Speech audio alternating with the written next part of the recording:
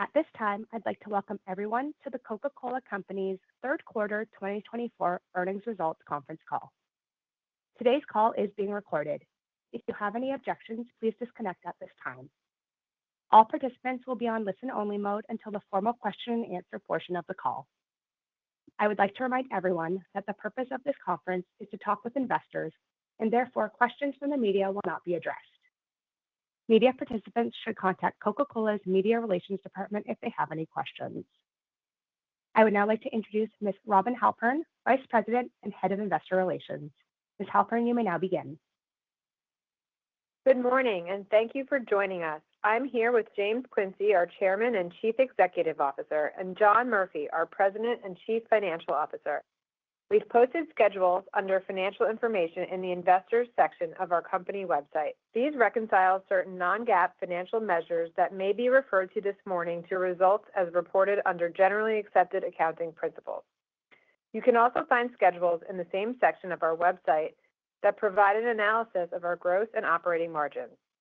This call may contain forward-looking statements, including statements concerning long-term earnings objectives, which should be considered in conjunction with cautionary statements contained in our earnings release and in the company's periodic SEC reports.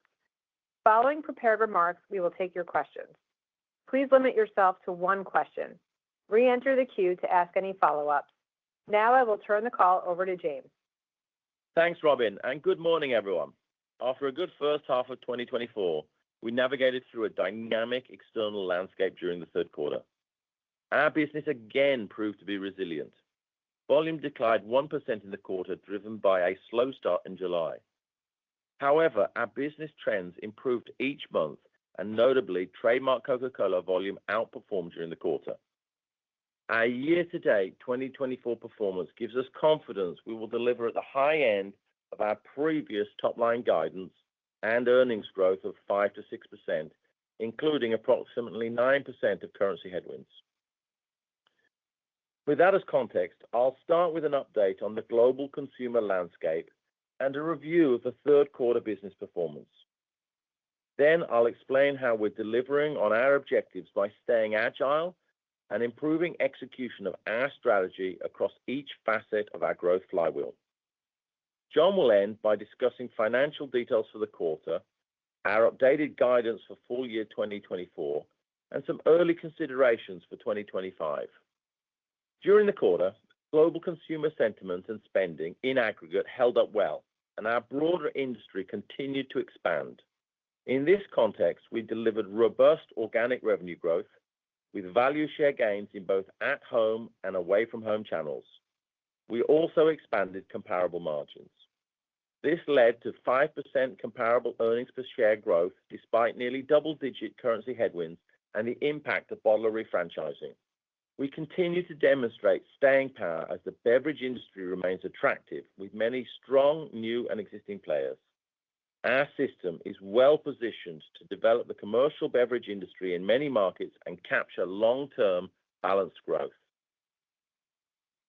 Across the world, we are leveraging our scale and local expertise to navigate varying local market dynamics.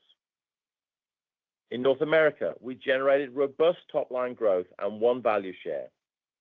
Trademark Coca-Cola and sparkling flavors both grew volume. During the quarter and year-to-date, trademark Coca-Cola and Fairlife were the leaders in the beverage industry in at-home retail sales growth. Consumers are responding well to sharper value messaging in away-from-home channels, and we're continuing to drive affordable and premium packages across our total beverage portfolio to realize positive mix. In Latin America, volume was flat during the quarter as we cycled strong growth in the prior year.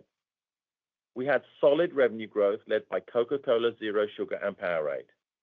We also benefited from integrating marketing activations across the region. For example, in Brazil, Rock in Rio reached over 70 million people and led to trademark Coca-Cola being the most mentioned brand on TikTok. Stepped-up execution by increasing cooler placement and investing in digital capabilities is also driving results. In EMEA, we saw improved performance in Europe and strong growth across many parts of Africa. The performance in Eurasia and Middle East and North Africa unfavorably impacted overall results. In Europe, we grew volume during the quarter and benefited from the Olympic and Paralympic Games. Both Fuze Tea and Powerade continued their strong momentum, and we're continuing to focus on affordable price points, value packages, tailored promotions, and premium offerings to drive demand.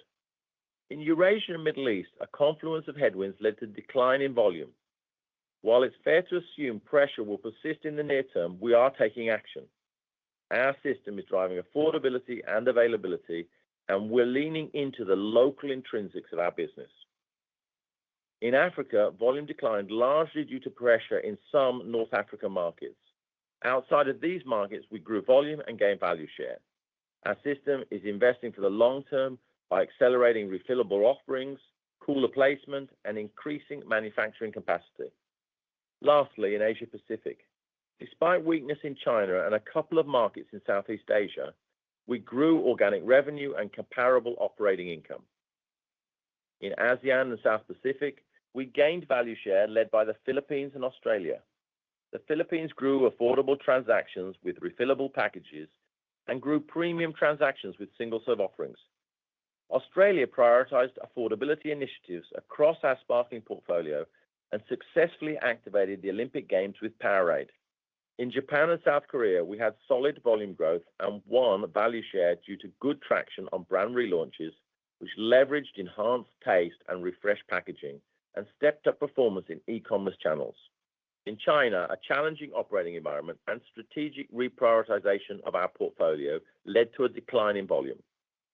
We're continuing to focus on driving affordability across our core portfolio.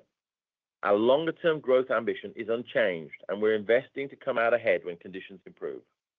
In India, volume declined in states impacted by higher than normal monsoons. In geographic areas that were unaffected, volume grew mid-single digits. We remain upbeat about progress in integrated execution and our ability to capture long-term growth opportunities. To sum everything up, while our markets continue to move in many different directions and our agility is being put to the test, our all-weather strategy is working. We're continuing to deliver on our strategy through a combination of world-class marketing and innovation and excellence in revenue growth management and execution. Starting with marketing and innovation, our refreshed marketing model is integrating digital, live, and retail experiences to connect with consumers in unique and personalized ways. The Olympic and Paralympic Games is a great example. We featured our total beverage portfolio, launched fan zones and festivals, and leveraged social channels to increase connections with athletes. Many of our brands offered customized packaging, and our system activated tailored point-of-sale displays with customers around the world. The Olympic and Paralympic Games were activated with customers across over 65 markets, featured nearly 250 influencers, and demonstrated positive engagement scores across our portfolio. Topo Chico is another example. In the US, Topo Chico is the #1 premium sparkling water brand. We've driven strong consumer demand with a grassroots experiential campaign in 13 cities, featuring impactful displays connecting Topo Chico to food, music, and art. In Mexico, we're applying a similar playbook. We recently launched Topo Chico's first ever nationwide experiential activation with the Think Like an Artist campaign. This featured connections with local artists across 69 events in 5 cities and was amplified through social channels. During the quarter, Topo Chico trademark grew volume nearly 20% globally. Year-to-date volume has increased tenfold compared to pre-acquisition levels in 2016. Our marketing and innovation agenda emphasizes a culture of acting boldly, learning, and not being afraid to fail, and scaling successes. Sometimes our innovations don't hit the mark, as evidenced by Coca-Cola Spiced, which we've discontinued. But our focus on bigger and bolder innovations is paying off. Fuze Tea is a multi-year success and is scaling well across over 80 markets. And Minute Maid Zero Sugar is showing promise. Sprite Chill also delivered over $50 million in retail sales after only 21 weeks in the market and has been extended after a successful limited run. We also innovate for different reasons. It can be to generate short-term buzz, such as the third quarter launch of the limited edition product Coca-Cola Zero Sugar Oreo, which is available in over 35 markets, and Fanta Beetlejuice, which is our first ever global Halloween activation and is offered in nearly 50 markets. Or we might invest for the long term, such as our announcement of plans to debut Bacardi mixed with Coca-Cola in 2025. So far, in 2024, overall, we've benefited from strong velocities on our innovation, and we're continuing to improve our innovation success rates versus prior year. Moving across our flywheel, our system is step-changing execution by fully integrating our marketing and commercial plans and investing to grow our customers' businesses. Leveraging data and digitally enabled solutions, including AI, is a huge opportunity. And we're integrating digital advertising with point-of-sale messaging and offering brand price pack architecture geared to customers' individual needs. When executed efficiently, this approach can deliver promising uplifts in retail sales for our customers. While we're focused on taking our capabilities to the next level, we're also working towards mastering the foundations that move the needle. In 2024, our system increased availability by investing in cold drink equipment and boosted our share of visible cold inventory across markets. In the past 12 months, we created $11 billion in incremental retail sales for customers, which is more than double the next 5 closest beverage companies combined. From 2018 to 2023, we were the leader in customer value creation for the beverage industry every year. To summarize, we feel good about the momentum of our business. And as we look ahead, our external environment will continue to have many moving pieces. We'll continue to prioritize flexibility to navigate market dynamics locally to deliver on our global objectives. Thanks to the power of our portfolio, our system's unique capabilities, and the unwavering dedication of our system employees, we're confident we will be able to deliver on our 2024 guidance and longer-term priorities. With that, I'll turn the call over to John. Thank you, James, and good morning, everyone. Today, I'll comment on our third quarter performance, discuss the outlook for the remainder of 2024, and provide some early commentary on 2025. During the third quarter, we grew organic revenues 9%. Unit cases declined 1%, having had a poor July, but improving sequentially thereafter during the quarter. Concentrate sales were 1 point behind unit cases for the quarter, driven primarily by the timing of concentrate shipments. Our price mix growth of 10% was driven by 2 items. Approximately 7 points of pricing split somewhat evenly between normal pricing actions across our markets and intense inflationary pricing in a handful of markets experiencing currency devaluations, and approximately 3 points of mix across our markets, which was primarily driven by stronger growth in several developed markets versus developing and emerging markets. Excluding the impact from intense inflationary pricing, organic revenue growth during the quarter continued to be at the high end of our long-term growth algorithm. Comparable gross margin was up approximately 70 basis points, and comparable operating margin was up approximately 100 basis points. Both were driven by underlying expansion and a benefit from bottler refranchising, partially offset by the impact of currency headwinds. Putting it all together, third quarter comparable EPS of 77 cents was up 5% year over year, despite higher than expected 9% currency headwinds and 2% headwinds from bottler refranchising. During the quarter, we made a $6 billion deposit with the IRS related to our ongoing tax dispute. We've also filed our appeal with the 11th Circuit Court. We're pleased to move forward with the process. We will vigorously defend our position. We believe we will prevail, and we will continue to keep you updated. Free cash flow, excluding the IRS tax litigation deposit, was approximately $7.6 billion, which is down approximately $290 million versus the prior year due to higher other tax payments, higher capital expenditures, and cycling some working capital benefits from the prior year. Our balance sheet is strong, and our net debt leverage of 1.7 times EBITDA is below our targeted range of 2 to 2.5 times. If you include our latest estimate of $6.1 billion related to our Fairlife contingent consideration payment, which we expect to make in the first half of 2025, our expected net debt leverage would be at the low end of our target range. As James mentioned, our powerful portfolio, amplified by our system's unique capabilities, gives us confidence in our ability to deliver on our updated 2024 guidance. We now expect organic revenue growth of approximately 10% and comparable currency-neutral earnings per share growth of 14 to 15%.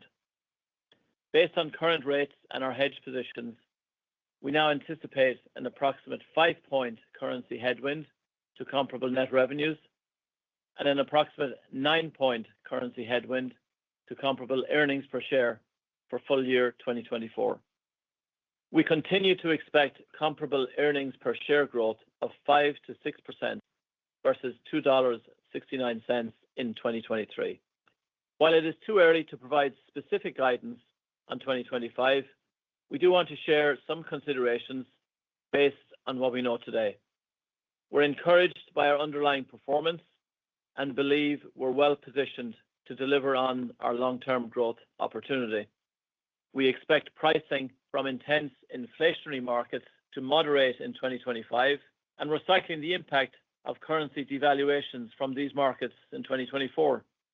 With respect to our commodity environment, we expect prices on industrial materials to remain relatively stable, while agricultural commodities will continue to face volatility and higher prices.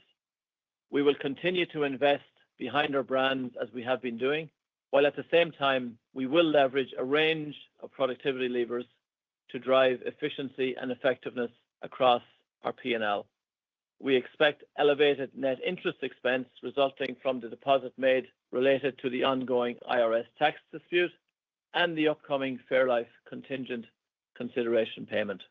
Regarding currency, if we assume current rates and our hedge positions, there would be an approximate low single-digit currency headwind to comparable net revenues and an approximate mid-single-digit currency headwind to comparable earnings per share for full year 2025. Many factors could impact both our currency outlook and broader business outlook between now and when we expect to provide guidance in February. With our all-weather strategy, we've delivered comparable earnings growth for many years now. We have numerous levers to continue to do so. So, in summary, successfully executing our strategy in an ever-evolving operating environment, we're confident in our ability to deliver on our objectives in 2024 and over the long term. We're clear on the direction we are heading as a system, and we continue to invest with our bottling partners to drive sustainable long-term growth. With that, operator, we are ready to take questions. Ladies and gentlemen, to ask a question, you'll need to press star one on your telephone. To withdraw your question, press star one again. In the interest of time, we ask that you please limit yourself to one question. If you have any additional questions, you may rejoin the queue. Our first question will come from Steve Powers from Deutsche Bank. Please go ahead. Your line is open. Thanks very much. Good morning. So, James, it sounds like momentum sequentially improved through the third quarter from a unit case perspective, which is welcome news. I guess, given that, as you look forward, how confident are you that you can return trends to positive growth in the fourth quarter? And how much of any expected improvement trajectory is within your control through some of the initiatives you detailed in the prepared remarks versus the system being essentially more dependent on a less adverse macro backdrop? Thank you. Yeah, thanks, Steve. Clearly, we were not as happy as we could have been in the third quarter with volume, and we focused on adapting quickly and saw improvements through the quarter. So July was the bump, and things improved in August through September. I largely believe that it's within our control to return to growth. Actually, the macro environment, I'm sure we'll touch on later, is showing a degree of resilience. There are lots of puts and takes, but a degree of resilience. So I think it's firmly about getting our flywheel of the marketing, the innovation, the price pack, and the execution as a system, and that we can get back to growth, which is very much implicit in our algorithm and our expectations going forward through the fourth quarter into 2025. Our next question comes from Dara Mohsenian from Morgan Stanley. Please go ahead. Your line is open. Hi, good morning. So just wanted to focus on the mix component within price mix. You mentioned it was 3% in the quarter. Great result. How sustainable is that as you look going forward out to 2025? And maybe can you talk about some of the key efforts on that front? Yeah, let me break the mix component. I mean, mix has got a lot of different components in it. Country, category, channel, affordability or premiumization. In the third quarter, there are a couple of pieces of mix that I wanted to call out. One, which I see as enduring and ongoing, and one which I see as more temporary.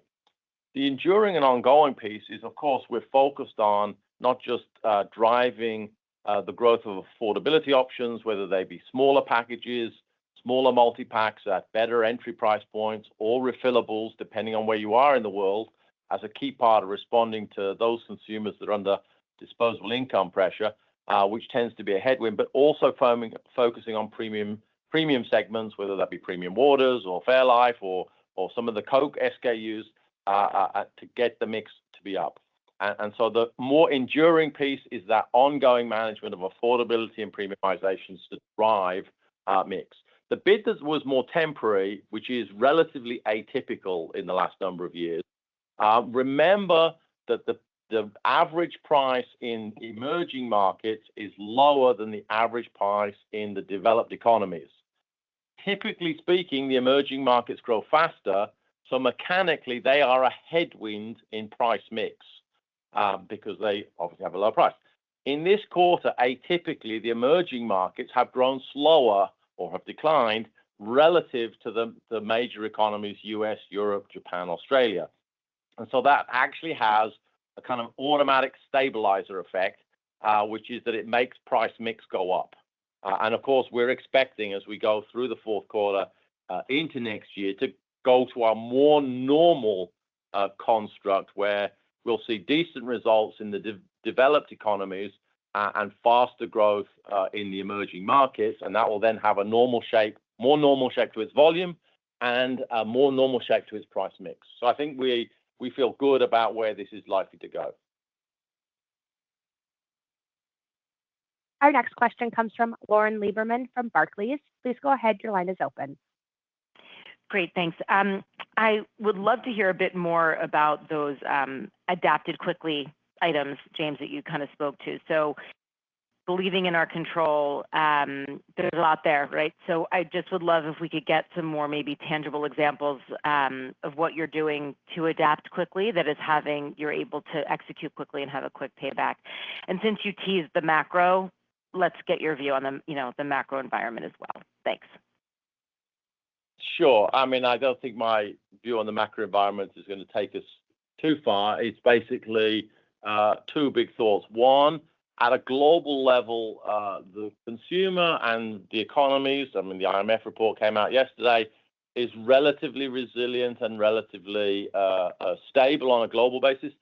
Clearly, there are a set of puts and takes between geographies, between income levels, but the macros in aggregate are a sum of a shifting set of puts and takes, but resilient in aggregate.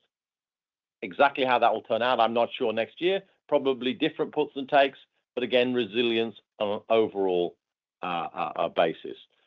In terms of the tangible examples, I mean, it's a question where affordability, like, are we pressing hard on making the availability of certain affordable options even more expansive? Have we bringing forward, for example, investments in cold drink equipment so that we can upscale the availability of cold product, remembering, for example, that the Southern Hemisphere is just about to go into its summer. Can we get further faster in terms of doing that, which will then tend to drive more volume growth? Are we applying the right adjustment to the mix of the marketing messaging, and how do we tweak that now that we have a more agile marketing model, with the ongoing transformation, we're able to adapt the messaging. So to really get in there and get those things. And then in some parts of the world, it's about adapting the messaging to the situation. I mean, some countries, for example, where the economics are very poor, it's not so much about the marketing. It's more about the availability and the entry price point. So we've always got to work with our local bottlers to drive what's the right system answer and really fine-tune our relevance with the consumers and the retailers in that country in this moment. Our next question comes from Brian Spillane from Bank of America. Please go ahead. Your line is open. Thanks, operator. Good morning, James. Good morning, John.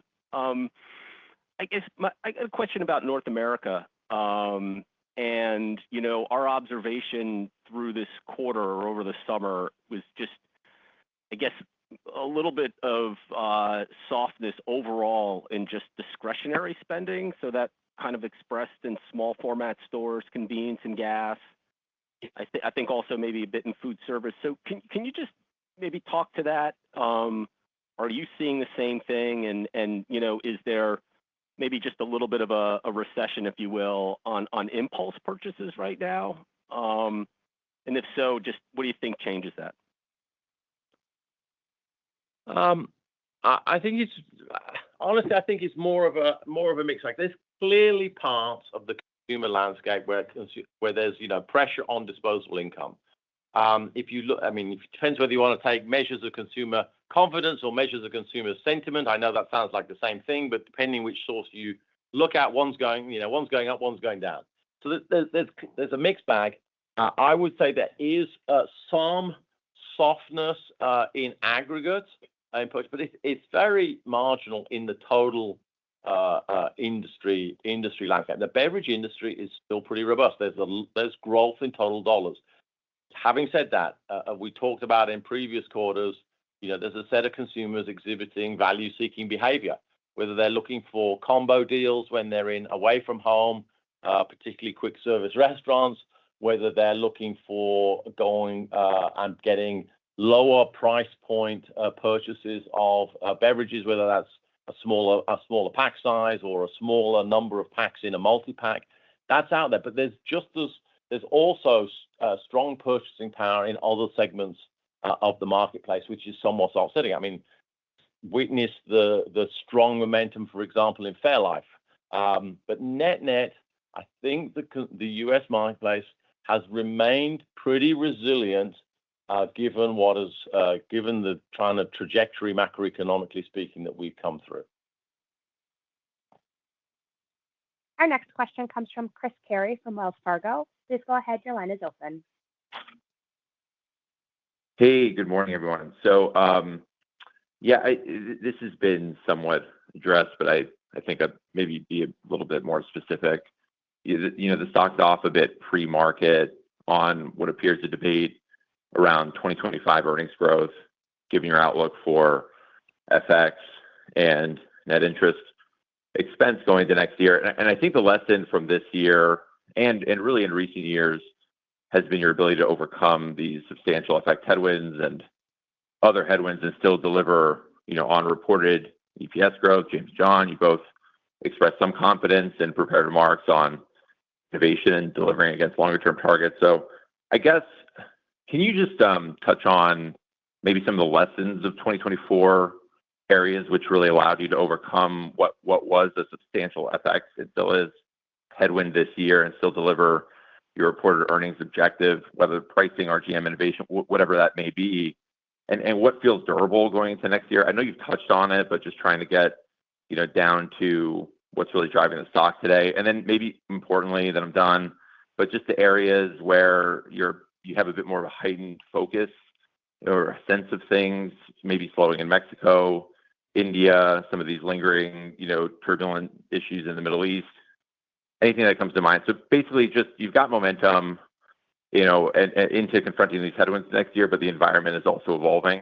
And, I just maybe like to put a little bit of a finer bow on that. Thanks. Sure, Chris. I think you're going to win this year's prize for the longest question. Let me start. I expected that. Look, let me start, and then John will probably want to weigh in too. We have for a number of years and very deliberately chose the expression, the all-weather strategy, because as we have all lived, we've been through a lot of very atypical years in the last, 5, 7 years. And we wanted to make the point by calling an all-weather strategy. Look, we cannot predict what's going to happen next year. We know some elements, and John will talk about them, but there's many other things that are going to happen. But we're going to pull the levers to get there and drive the business forward, trying to deliver on top line at the end, the top of the algorithm, and underlying EPS growth. A couple of things that I think are worth noting about 2024 and its implications into 25. There's a difference, particularly if we talk, firstly, FX, as you said, the mid-single digit call for next year is less than it is this year, although obviously interest is high. There's a difference in FX if it's coming from let's call them the G10 economies, which are, let's make Europe, because this is the simplest example. If there's a big devaluation of the euro, there's not likely to be a lot of pass-through inflation in the short term in the European marketplace. And that's going to be much harder for us to deal with, though not impossible. If there's a big devaluation in an emerging market, you tend to get more immediate pass-through of the inflation. And so you can see that in 2024. In 2024, almost all the devaluation, all the FX headwind is a consequence of devaluations in the emerging markets. And actually, the G10 basket is broadly flat, I believe. And so that you do have if it's coming from the emerging markets, there's a little more of a link back to above normal pricing on the top line, which again, you see in the year to date in 2024. So there's a piece of next year where we, and John will get into it, where you've got to some extent, see the G10 as different to the emerging markets, and some of the emerging market stuff is linked to the top line. And then obviously within that, we have to manage each of the marketplaces, because if there's high inflation, there's likely to be a big push on affordability and a big shift in the marketing and innovation mix. So there's a set of framework approaches depending on what sort of problem is occurring in the marketplace. But again, let me finish my thought and then hand over. In the end, we're pursuing all-weather strategy. Some years the headwinds will be greater than others, but we're going to pursue a strategy to get over the line in terms of trying to drive some growth. And there's a lot that can still happen before next year, and we'll come with a complete picture in February. John, do you want to add? Maybe, Chris, if I could touch upon some of the lessons that we've learned, not just this year, but really over the last few years. First thing I'd say is it's really important, through the thick and thin of all of this, is to stay very focused on investing the right way behind our brands. And that is something we will continue to do.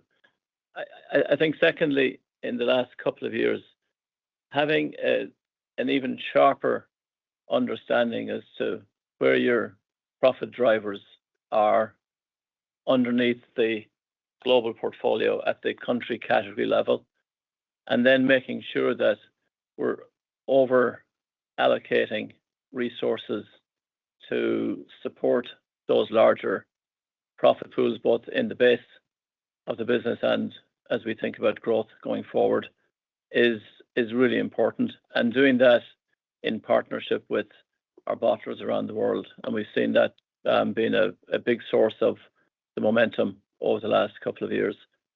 I think the third area that I would highlight, and I know it's a topic across many companies going into 2025, is that you can never take your foot off the productivity accelerator. And in that context, I think the learning is that you've got to build that into your overall way of doing business, as opposed to have it as a end of year project that you need to kind of deliver something in the next 6 to 12 weeks to save the quarter. So we've got a lot of levers. We've talked about it in the past that are available to us, whether it's through the marketing investment line, our operating investment line, operating expense investment line, or through our supply chain. and we will continue to go after the opportunities that come at us. And so when you take all of those together, I think that's what we see creating that flywheel of growth on the top line, and then the ability to sustain and expand margins down through the P&L from there. Our next question comes from Bonnie Herzog from Goldman Sachs. Please go ahead. Your line is open. All right. Thank you. Good morning. I actually wanted to circle back to North America. Your organic sales growth was very strong at 12%, which, caught most of us by surprise. And, growth was primarily driven by the double-digit price mix. So, hoping for a little bit more color behind that in terms of rate versus mix in the market, and then ultimately how sustainable that is. And then I guess second, I'd be curious to hear if you believe you've maybe reached a point where you've pushed too far in terms of pricing. And if so, how will you modify your pricing strategy or RGM capabilities going forward? And, James, you did touch on this, certainly a greater focus on affordability. So maybe an example or two would be helpful to hear. Thanks so much. Sure, Bonnie. Firstly, in North America Q3, the price mix, in round numbers, half of it's price and half of it's mix. So price closer to rate. The mix is being driven by some of the deep price, some of the kind of lesser focus on case pack water, but a heavy investment behind brands like Fairlife, Topo Chico, some of the nutrition stuff, Coca-Cola, and those tend to be mix positive. So there's clearly a consequence. Actually, John just talked about it, really being choiceful about where we invest behind which brands in which countries and which channels. And that's coming through in North America, which is why you got about half of that coming from mix and half of it coming from price or rate. Clearly, there's a balance there with some of the affordability actions we're doing, but that's the basic setup. And if we just home in on price for a second, so you're getting roughly half of that in price, and that then starts to look a lot like the trajectory of CPI that has been coming down. And what we see going forward is there'll continue to be inflation in the input costs, whether that be labor, particularly some of the agricultural commodities, some of the packaging costs as well, are still going to be increasing in cost, although at a lower rate. So again, we see us heading towards a more normalized level of pricing going into next year, and kind of landing in a more normal zone as kind of some of that tracks down at kind of similar rates to CPI. Of course, we continue to be very choiceful about where we invest for affordability options and where we invest for premiumization options. I'm not sure. I think mix will always be 4 or 5 points, but certainly we would look for continued growth in the North American business. All right. Thank you. Our next question comes from Filippo Falorni from Citi. Please go ahead. Your line is open. Hey, good morning, everyone. I wanted to ask on the margin outlook going forward. This year, you realized very strong gross margin, operating margin expansion, a lot of it though driven by the refranchising activity, with the underlying kind of being offset by currency.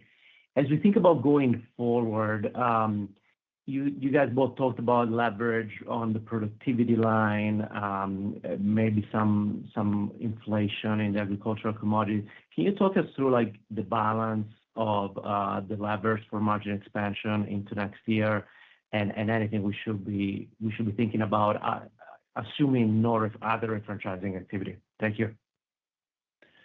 Sure. Thanks for the question. First of all, it's a huge area of focus and has been.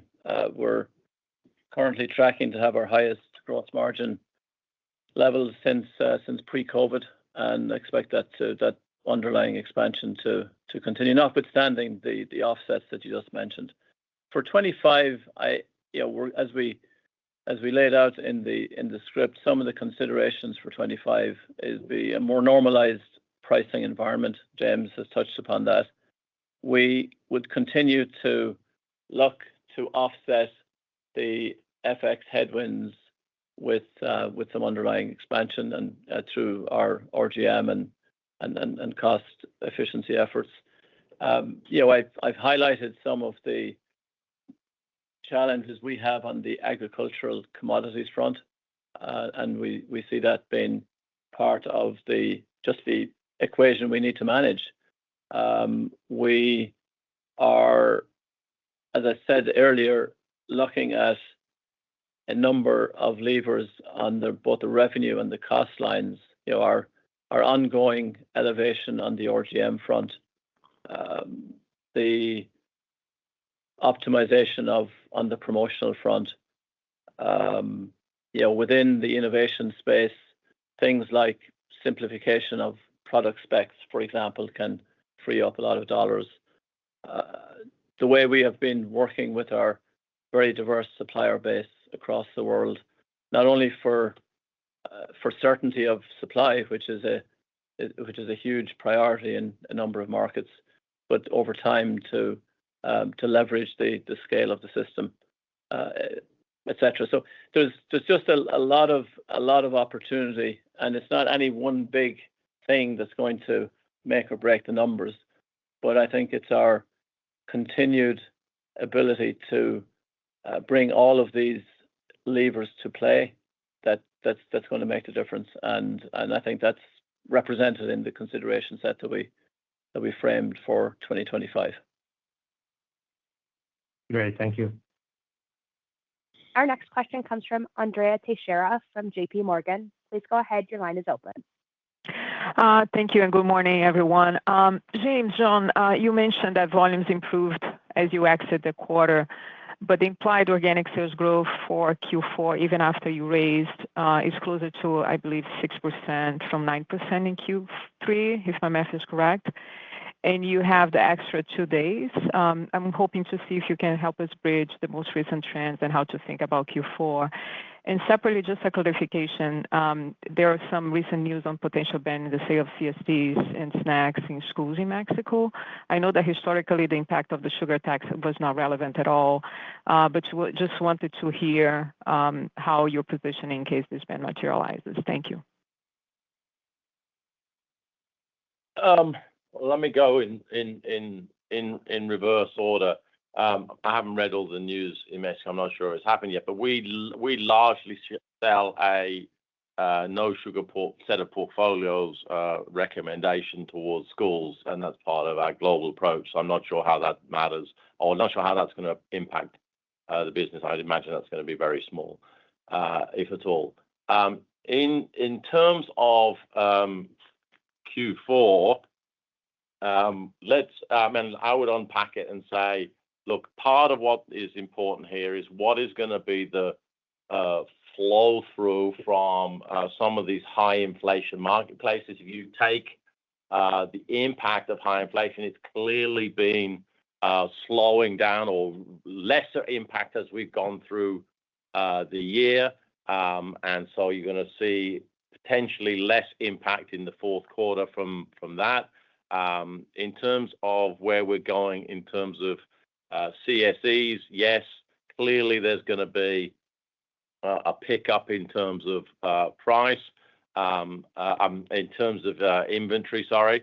And I don't think you've quite got to the right number yet. I think it's probably implicitly a little higher, but we can certainly follow up on that one. I think it's going to be a strong outlook because at the end of the day, in my simple way of thinking about things, if you take out all the moving pieces in the craziness of what goes on, at the end of the day, if I take out the high inflation markets out of the price mix in Q3, you get 6.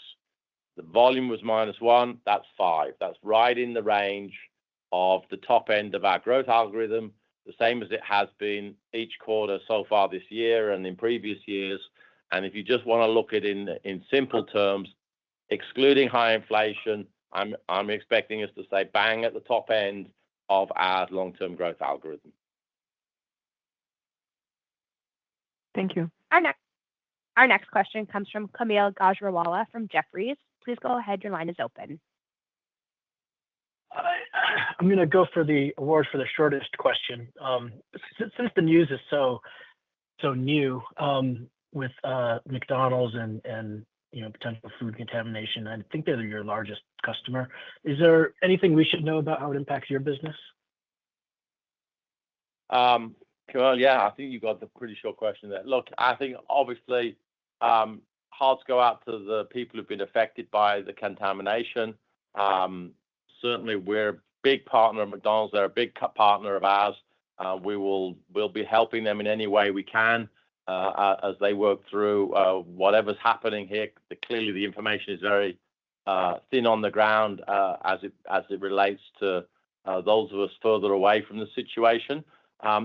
Certainly, when one looks at what's in the media so far in terms of the states that have been affected, I would say at this stage it's not going to be a large, significant impact to the business. Our next question comes from Robert Ottenstein from Evercore. Please go ahead. Your line is open. Great. Thank you very much. Your CSD business in the U.S. Is performing quite a bit better than it has, than a number of years ago. And I'd like, to kind of get your sense of the drivers on that. Is it the zero sugar products? Is it better engagement with younger drinkers? Is it market share gains? And then more specifically this year, some of the data that we're looking at, seems to suggest that CSDs are retaking market share from energy drinks. So lots of pieces there, but love to get your assessment of what's going on. Thank you. Yeah, thanks, Robert. Well, firstly, I'm tempted to go what's driving the growth of the soft drinks as all of the above in terms of what we've been doing to make our brands more relevant. I think the North America team have done a good job across the portfolio, to be fair. I mean, if you look at the third quarter, Coke trademark grew volumetrically speaking. The other sparkling beverages grew volumetrically speaking. I mean, within the Coke trademark, Coke Original was broadly flat, and Coke Zero was double-digit growth, and even Diet Coke grew.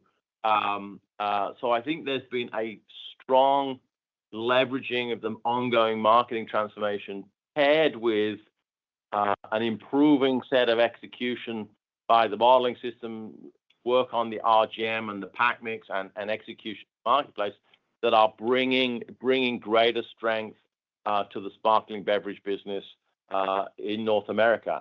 It's certainly been the accumulation of many quarters of work, and it's starting to show through both when you look at the third quarter and also, if you were to look at that's an improving trend through the year. Our next question comes from Charlie Higgs from Redburn. Please go ahead. Your line is open. Yeah, hi, James, John, Robin. Hope you're all well. I'd like to dig into the unit case volumes down 1% in Q3 a bit more, please. And if you could maybe just quantify or contextualize some of the consumer hesitancy that was happening in Q3. Was it about the same as Q2, better or worse? And then also some of the impacts from the portfolio trimming you're doing. I'm just trying to get a sense of the clean volume performance in Q3. And then just building on that, maybe you could touch a bit more on trademark Coke, Coke Zero accelerating to 11%. Are you confident, James, that that's incremental and not coming from Coke Classic? Thanks.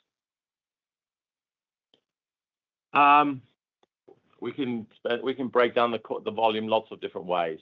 The first and most important piece of the puzzle, I sort of mentioned it earlier, is the relatively atypical makeup of the volume in Q3. In other words, there was actually good performance from volume in volume terms across the developed economies. So North America, although it was flat, it had growth in the sparkling beverages, and it had growth in the kind of the premium stills, if you like, across multiple categories. And we had deprioritized some of the case pack water. So actually, North America had a good performance. Europe grew, Japan grew, Australia. And they grew. Not only did they grow, it was the pressure had actually come from the emerging markets, and that pressure in the emerging markets was concentrated in a set of markets, some with temporal factors and some with some ongoing issues.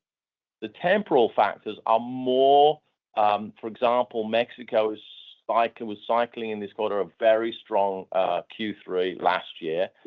Brazil continued to be good, but Mexico was cycling a strong Q3 last year, which made Latin America look like it came off. But actually, we still think the momentum is good there. India had a particularly heavy monsoon in a number of states, and that affected the volume in India. Actually, by the way, heavy monsoons tend to be a good predictor of agricultural yield, which would be then better next year. That's clearly going to be a temporary factor, and we'd be looking for India to return to growth. Parts of the world that are under more ongoing pressure are particularly China and the Eurasian markets, or Eurasia in the Middle East. Clearly here, we still see a couple of things going on.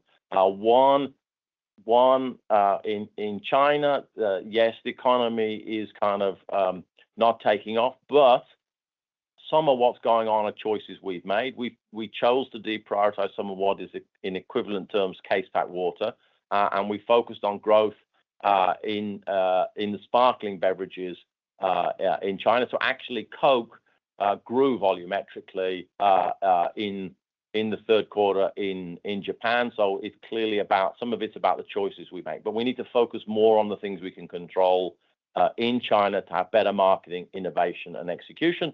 But we see light at the end of the tunnel and long-term investment opportunities for the China business.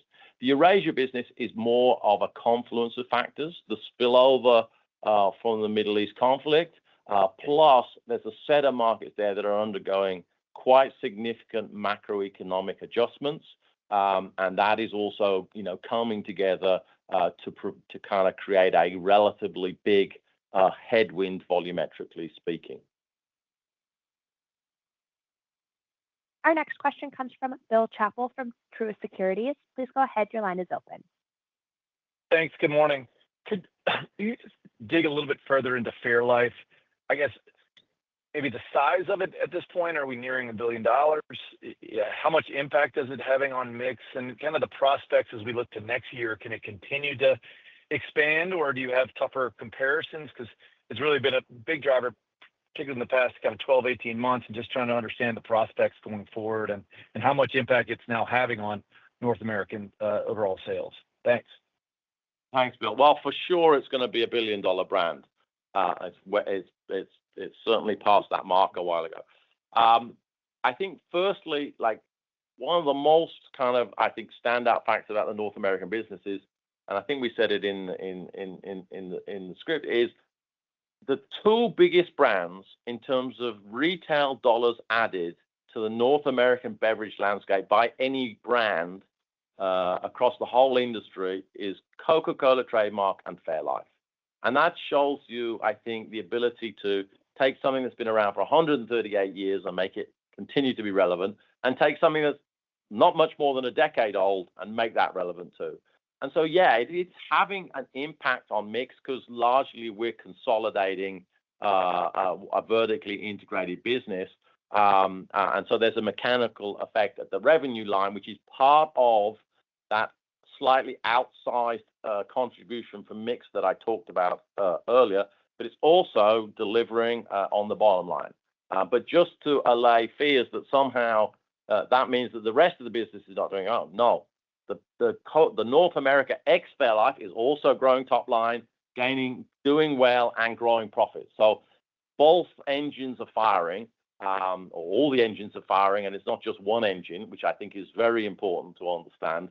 And it can certainly continue to expand. I mean, clearly next year we're going to be cycling a very strong year, and we are in the process, as previously advertised, about bringing online more capacity. The New York plant is being dug out of the ground or built out of the ground as we speak.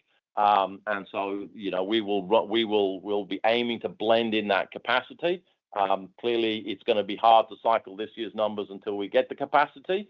But I think there's huge opportunity and demand in the marketplace. We just need to continue to run, keep it relevant, and bring online the capacity. Our next question comes from Kevin Grundy from BNP Paribas. Please go ahead. Your line is open. Great. Thanks. Good morning, everyone. James, I was hoping to pivot to the alcohol strategy and learnings there. I think it's gotten a little bit less attention from investors more recently. The company's about a few years in or so to the strategy, extending some of the brands. You have a number of different partners in the space with a number of different trademarks.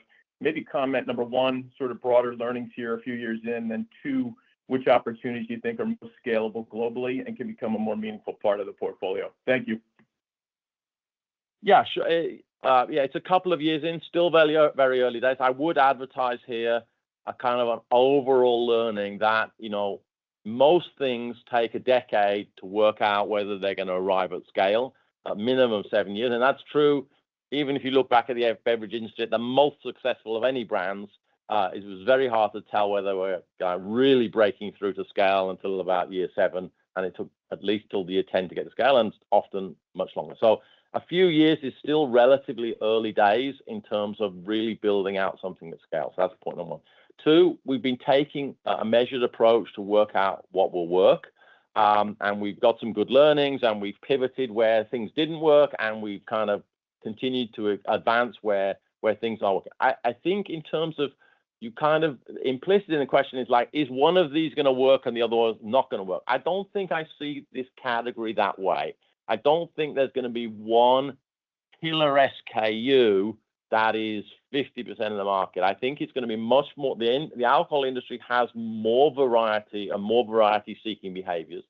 And therefore, I think it's going to be more about us using a combination of some partnered ready-to-drink offerings like Jack and Coke, Bacardi and Coke, Absolut and Sprite, complemented with a set of our own brands, ARTD, like Simply Spiked or Minute Maid Spiked, in a portfolio effect. And I think it's going to be about having a robust portfolio of choice is going to be the approach that is likely to do well in ARTD. And if you look around the world at the few markets, and there are only relatively few, where ARTD is a meaningful percentage of the beer relative to beer, then that's the characteristic that stands out. So the question is, can we put together a bundle that can be effective, not just in share terms, which I think is possible, but in terms of making ARTD a relevant sized category. Very good. Thank you. Our next question comes from Robert Moskow from TD Cowen. Please go ahead. Your line is open. Hi. A quick question. You expect price mix to decelerate next year. Some of it's due to North America. Some of it's due to hyperinflationary markets. So do you expect any benefit to volume from that? Like, is there an elasticity assumption? You did sound very positive about volume into 2025. Thanks. Yeah, there is a certain mechanical effect to price mix and volume. In other words, I'm expecting 25 to be the inverse of the third quarter. In other words, I would expect the emerging markets to retake their more traditional position of growing faster than the developed economies, which will obviously contribute to volume growth, but it won't contribute to a positive price mix. So I think there'll be some stabilization in that kind of relationship, such that next year is going to look more like essentially what this year has looked like, which is where you got some volume growth, a more normal level of volume growth, a more normal level of pricing, with a kind of a top up of what will still be a residue amount of high inflationary countries. And that's likely to be where 2025 is heading. Okay, thank you. Our last question today will come from Carlos Laboy from HSBC. Please go ahead. Your line is open. Yes, good morning, everyone. I have a North America specific question. Can you tell us more about the improving system digital capabilities that are being built that you might find most promising as you look forward to accelerating volume and revenue growth? And how are you compelling the bottlers to make investments behind these capabilities? Yeah, sure, Carlos. I mean, from a bottling system point of view, I think in a way it's the expansion of the digital engagement with the retail system. I mean, there was always, the electronic ordering in the modern trade, and that's been around a long while. What's really interesting about what's going on is more in the kind of mom and pop traditional trade or independent trade part of the marketplace, which is not just the ability to provide a platform which allows the retailer to engage with the ordering system 24/7 rather than waiting for the pre-seller to turn up. They can engage to add to order. They can register service requests for the coolers or for merchandising material. But also, as we start to get into AI, the system can also start interacting with the retailers with suggested orders and the engagement, not just from the retailer to the bottler in terms of ordering a service, but actually from the bottler to the retailer suggesting orders because of whatever's happening. There might be some events coming up. There might be people like you buy these sorts of things you should add. And so really see a combination of enhancement to the market developers who are out there. It's not going to go from being a human system to an entirely electronic system. I think it's going to be about the enablement of the humans to be as productive as they can be, whether it's our pre-sellers, market developers, or the retail operators themselves. And so I think it's very exciting, and the bottlers are leaning in to the investment in this area. So with that, just to conclude, we think we're well positioned to deliver on our ambitions to 2024 and over the long term. We're certainly managing near-term uncertainty as we continue to build our system for long term. And we're confident we will create sustainable value for our stakeholders. Thanks for your interest, your investment in the company, and for joining us this morning. Ladies and gentlemen, this concludes today's conference call. Thank you for participating. You may now disconnect.